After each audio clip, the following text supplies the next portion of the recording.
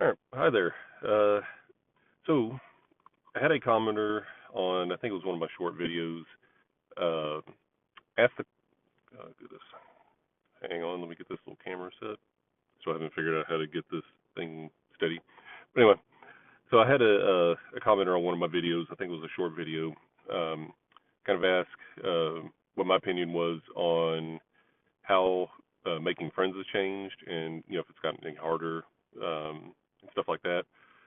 So kind of looked on the internet, did a little research, pulled up some information, and we'll just kind of get into it. So before I actually get into that, um, I looked at some historical uh, people, philosophers.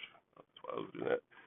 Philosophers, Aristotle, um, Plato, Thomas Aquinas. Kind of see, get their take on friendship and things like that. And so we'll kind of get into that. So Aristotle, um, Aristotle had kind of three. There's three types of friendships. There is the friendship of utility, which is probably what most people are familiar with. You're kind of forced in a location, so these could be work friends, school friends, um, basically becoming friends with anybody that probably forced isn't the right word, but anybody that you're just generally you have to be around. I know work and school is probably the majority of um, interactions that people do get, and yeah, that's kind of friendship of utility. Next, there's the friendship of pleasure. These are friends that you hang out with because you have uh, shared enjoyment of activity. So you like playing sports. Um, maybe you're gamers, like computer gamers. It could be people that go to different conventions like the Comic Con and like all that different stuff. Maybe you meet people at the Comic Con and y'all just become friends. I know a lot of people become friends online with online gaming, things like that. It could be as simple as drinking buddies, you know, like anything that basically there's an external activity that you take pleasure in. But those are like friendships of pleasure. And then his last one was a friendship of virtue, and this is probably one of the more difficult ones to create. But they're based on mutual admiration for the character and goodness of the other person. Um, Aristotle considered the highest form of friendship, and it's probably actually the one that's rarest to have. I think my camera's over here. Um, so the next one is Plato. Um, Plato had a couple criteria. He says that friendships may arise from a desire to fill a personal lack, uh, and the best friendships are the ones that seek the good in the other person. So if we'll get back to that whenever I actually come up with my ideas, and I'll kind of give some examples. Then the last one, Thomas Aquinas said you need proximity, shared experiences or goals, and you need to will the good of the other. So those are some of the three criteria, um, and it makes sense. Like if I live in Houston, Texas, and there's someone I happen to know in I don't know California, uh, we're not really friends. We're maybe acquaintances. Certainly technology can make things like aid in communication and stuff like that, and make it a lot easier than what it used to. But it's kind of a double-edged sword. So we'll get into it. Here's my thoughts on like why it's harder to make friends today than what it might have been 20, 30 years ago. So the first one is, as Americans, I think we move a lot.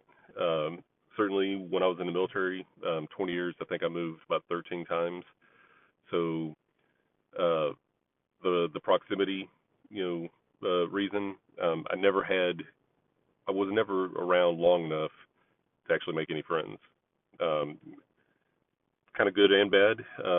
Some of the like more interesting things is, some of my daughters, they literally have friends all over the world, and through technology, they still talk to them. But yeah, when you move a lot, you don't really have proximity, and you don't really have community or shared experiences like the ones who would, stay in that neighborhood forever. They just essentially never left. I think 20, 30, especially like in 1950s, 60s, 70s, and stuff like that. Um, I think people stayed in their communities a lot more, but because of the changing nature of like the job market, people, manufacturing dried up. A lot of cities just almost died or completely died, and jobs went elsewhere. And I mean, got to do what you got to do. So Americans move a lot. First reason.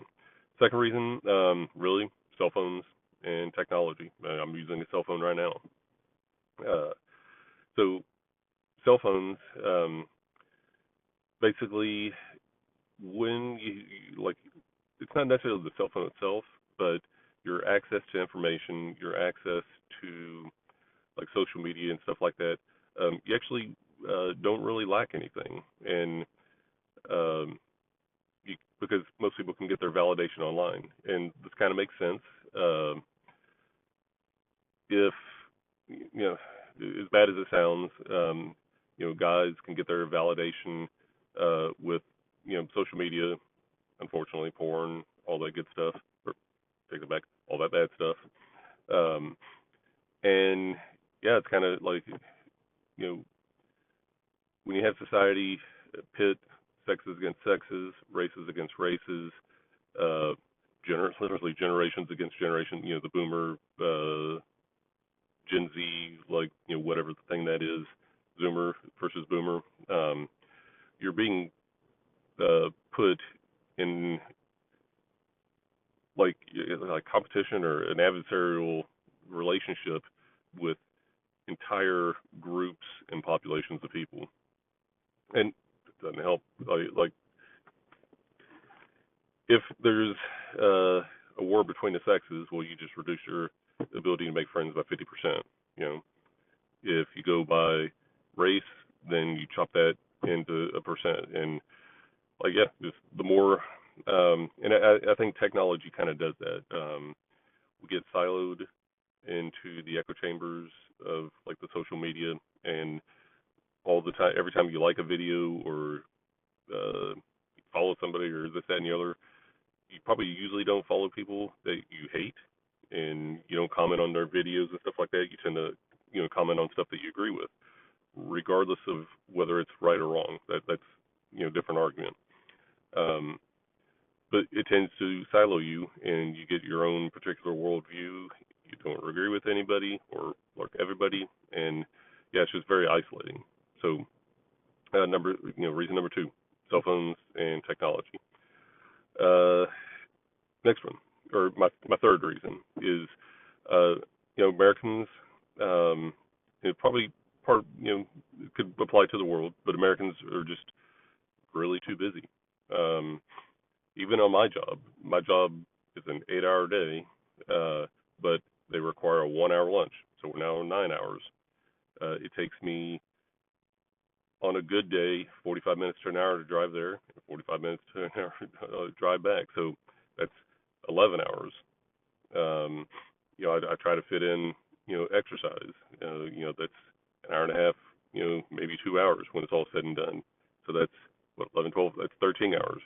I have to sleep. Uh, we're exhausted. Um, and you have to, we're working long hours. Um, we're commuting a long way. We have too many, like we're either living, through or for our kids, or, if we're not in that situation, we try to work out and stay healthy. If you do cook, that takes time, especially if you want to cook because you want to stay healthy. So we're just exhausted. Um, Maybe there's time for friends on a weekend, but you know, if you had a really busy week, when are you getting the laundry done? When are you paying your utilities, your bills? When are you getting a haircut like I just got? Trying to do a haircut out. Um, Maintenance on the vehicle, like just it doesn't stop. And yeah, and even after all that, then if you do have any spare time, there's the hustle culture or book talk or booktube or whatever. You got to get on your all your book reading done. There's movies to watch. There's that hustle, the side hustle, what I'm doing right now. Um, so there's just no time, and probably another part of this third reason is for the Americans being too busy. We don't have third places. If you've ever heard of a third place, um, think of a place everybody in your local community kind of goes to just hang out. Um, I think we used to have third places in the U.S. Probably a lot more back in the day. Whether that was groups of people going bowling or groups of people just going to kind of a bar in general. Think what's that TV show from the '80s, Cheers, um, where sometimes you just go in to get a drink, but there's also you have your regulars that are there, and hopefully not alcoholics, but they're just out there all the time, and they just kind of hook up or hang out and stuff like that. Um, like you used to kind of be able to do that in Starbucks, coffee shops. Then they kind of changed it. Like we had one that remodeled, and now they don't even have chairs. Like it's you literally just go in, you pick up your drinks, and then you leave. No chairs, no nothing. You have to stand to wait for your coffee. So yeah, that's kind of in a nutshell. So I think the three reasons, at least as Americans, why it's harder to make friends is we move too much. I think technology's getting in the way, and we're just exhausted and we don't have time.